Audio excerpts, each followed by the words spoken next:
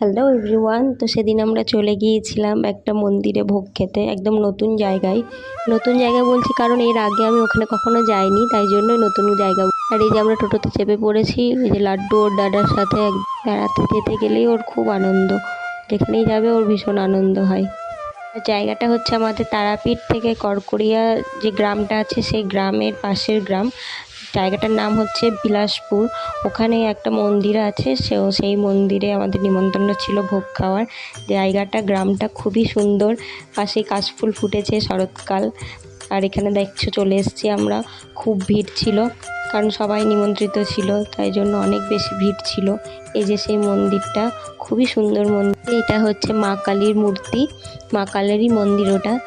তো এখানে আমরা যখন যাই তখন হোম হচ্ছিল, আর সামনে এখানে কীর্তন হচ্ছিল।